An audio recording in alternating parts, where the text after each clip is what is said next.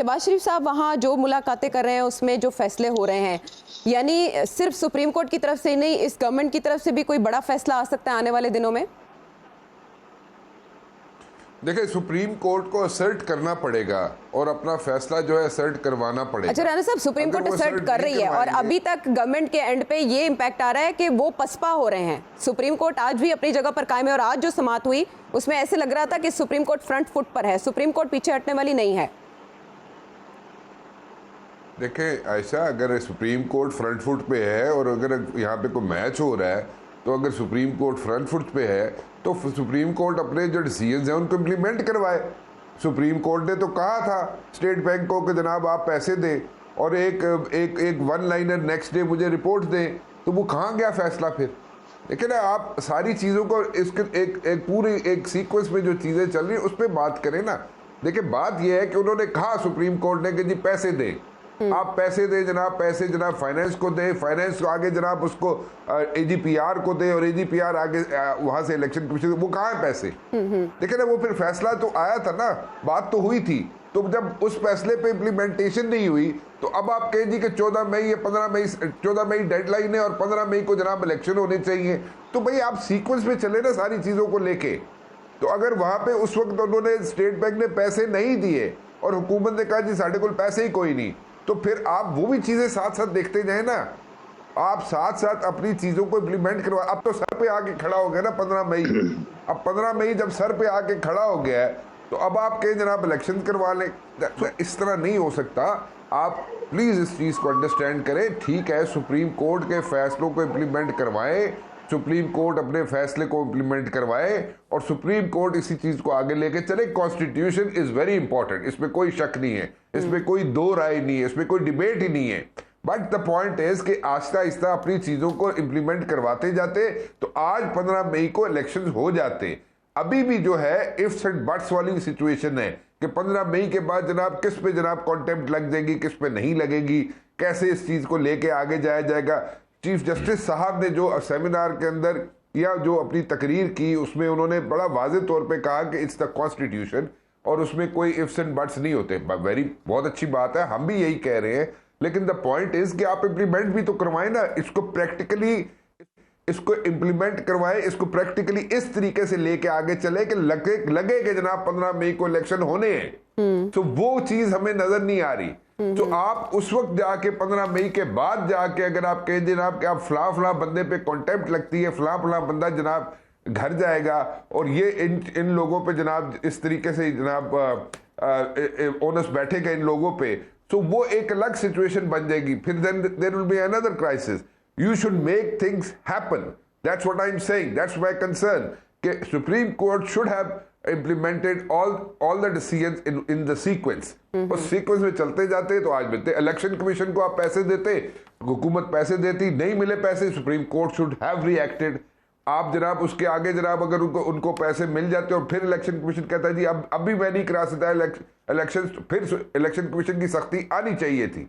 लेकिन आप जब पैसे नहीं मिल रहे, पैसे आ नहीं रहे, तो एक सीक्वेंस में काम चल नहीं रहा। और वो जो बात कह रही ना आप जनाब ये चाइनीज वाली, देखिए हम वो चाइनीज वाली बात कई मरतबा हम कह चुके हैं, बार बार हम कह चुके हैं और मैं उसको रिपीट कर देता हूं आज फिर।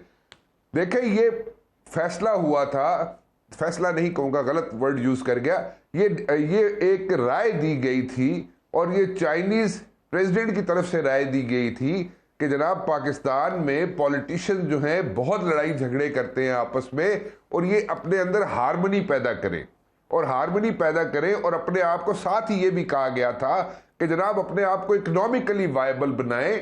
इकोनॉमिकली जब वायबल आप बन जाएंगे तो दुनिया आपको सीरियसली लेगी और आपका नेबरिंग कंट्री इंडिया जो है, जिसके साथ आपका कोर इशू जो है कश्मीर का, उसको जिंदा जरूर रखें, उसको बिल्कुल उसको जिंदा रखें, लेकिन वेट फॉर अनदर डे। जब आप इकोनॉमिकली स्ट्रांग हो जाएंगे तो ऑटोमेटिकली जैसे चाइना ने ताइवान को हासिल किया इसी तरह आप भी कर सकते हैं। तो economically you are not viable. एक और मैं यहाँ पे अगर आप इजाजत दें मुझे, देखिए यहाँ पे जितनी डोनर्स और लैंडिंग एजेंसीज हैं जो हम बात करते हैं जनाब IMF पैसे दे रहा है, नहीं दे रहा, कैसे देगा, कब देगा, मैं आपको आज एक खबर दे रहा हूं। IMF का सबसे बड़ा कंसर्न इस वक्त यह है कि जनाब आपको जो पैसे 1.5 या जितने बिलियन डॉलर्स आपको मिलने हैं, अब जो चंक मिलना है आपको, वो कहीं आप इलेक्शन में ना इस्तेमाल कर दें। जिस मकसद के लिए आपको दिए जा रहे हैं उस मकसद के लिए इस्तेमाल ना हो, वो आगे चले जाए। ये मैं जराए से आपको बता रहा हूँ। ठीक है, वो गवर्नमेंट की कलाबाजियों से वाकिफ हैं जी। आपके पास ट्रस्ट डेफिसिट है, ट्रस्ट डेफिसिट है, ट्रस्ट डेफिसिट है। और एक और बात कह दूं आपको, प्लीज मुझे 1 मिनट दीजिएगा।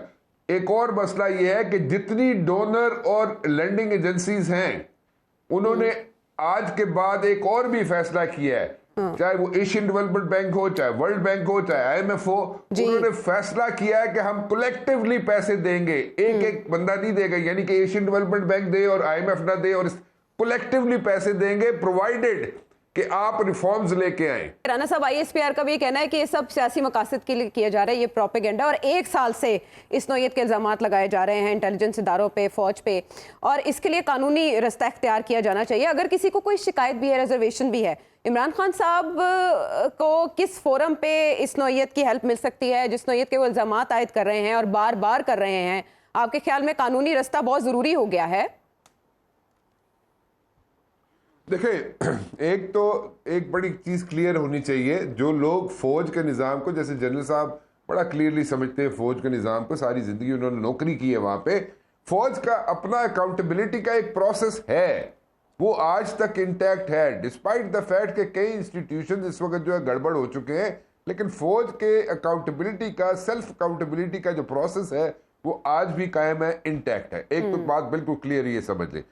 दूसरी बात ये है, गुजारिश ये है कि देखें, आपने किसी एक पर्टिकुलर आदमी को अगर आप टारगेट कर रहे हैं ना, जो भी कर रहा है, चाहे खान साहब कर रहे हैं, चाहे कोई और कर रहा है, जब करते आए हैं जो लोग, अगर एक पर्टिकुलर आदमी को आप अगर टारगेट करेंगे तो उसमें जो यूनिटी ऑफ कमांड है वो कॉम्प्रोमाइज हो जाती है। सो वो अगर आपके पास तो पक्के पैरों पे कोई चीज है मौजूद, पक्के पैरों पे कोई ऐसा एविडेंस या पक्के पैरों पे ऐसी कोई इंफॉर्मेशन या ऐसी को ब्लैक एंड व्हाइट में कोई चीज है, तो आप फिर उस पे जनाब तनकीद करें ना, तो पूरा इंस्टीट्यूशन जो है वो उसके लिए, उस बंदे के लिए जिसके खिलाफ आपके पास पक्के पैरों पे कोई चीज है, अगर वो उसके पास मौजूद है तो फिर वो इंस्टीट्यूशन जो है उसके खिलाफ खुद कार्रवाई कर देगा। लेकिन अगर हे से में, अगर आप just for the hack of it, अगर आप किसी ने आपको कह दिया है और आपके इर्द गिर्द किसी ने कान में डाल दिया है कि जनाब फलां बंदा जो है वो फलां डिपार्टमेंट में है, वो जनाब ये कर रहा है, और उस पे उस बेसिस पे अगर ये सारी चीजें करेंगे तो वो एक सिचुएशन बन जाती है।